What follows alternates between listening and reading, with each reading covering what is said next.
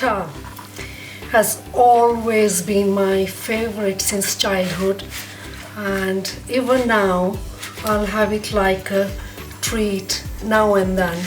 It's layered with a coating of oil or ghee or butter and flaky and multiple layers there.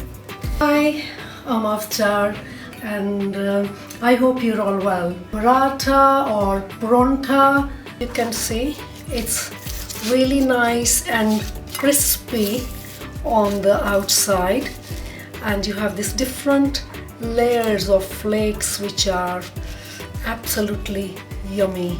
I've taken 2 cups of atta in there, or whole wheat flour. They'll make at least 4 parathe, and use cold water. Start it with little water.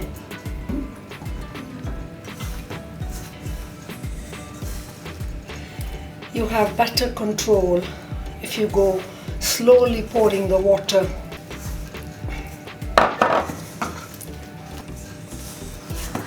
The dough consistency for paratha is usually harder than what you would have it for the chapati. Now the whole secret about having that lovely crispy flakiness is also in kneading the flour.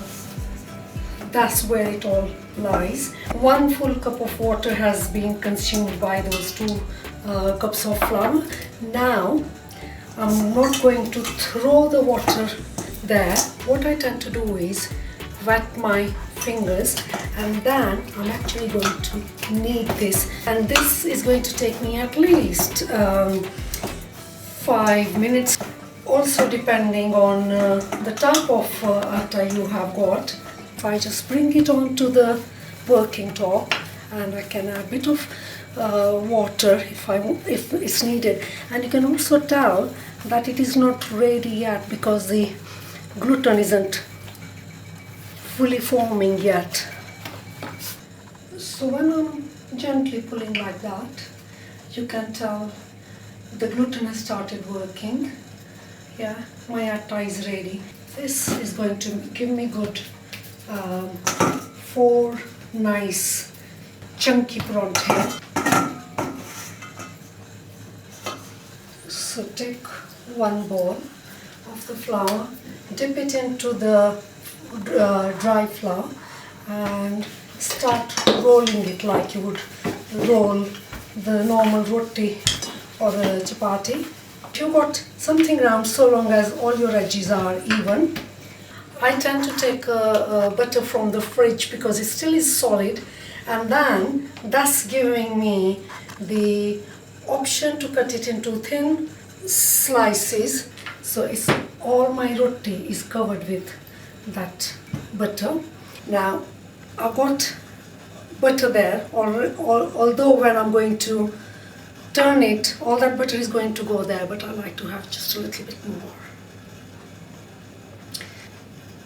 So that gets folded. Now then I'm going to put another thin slice of butter there, and then that gets folded, and then I'll put another thinner slice, stick it there, and once I have done that, my paratha is filled with the butter. Now I've just gone and evened the outer edges.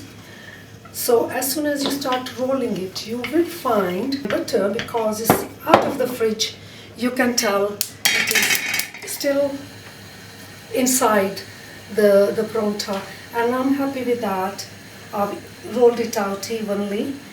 Now I checked my tawa. You can use a frying pan and do not have the heat to be on too high, because as soon as you put the paratha it will burn. So it's medium high and your paratha is getting cooked, and when you put it on you can hear that sizzling of the butter. So you can tell color has started changing. It starts getting a bit darker. You can tell it's ready to be turned over. You can use one of this if you are new to making this. And there you go. So the butter is getting released out of it, and that is actually roasting it while it's getting cooked.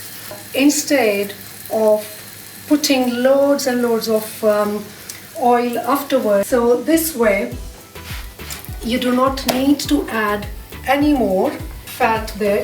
It's actually getting fried. The oil is getting released from the paratha itself, and there you go. So I've turned the heat even more down because I want that crispiness all over, and I use one of these brushes, then I can just push all the air to go evenly. Now with this one, it's ready. You can tell it's already separating. Yeah, and you can see all those layers in there. Absolutely beautiful, and that aroma is just so wonderful. I just want to eat it.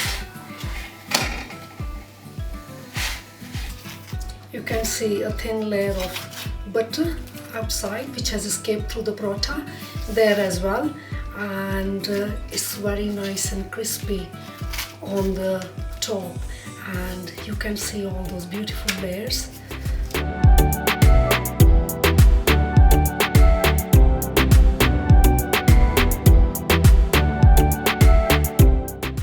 I hope you enjoy cooking and eating these delicious paratha. Until next time, goodbye for now, and God bless you all.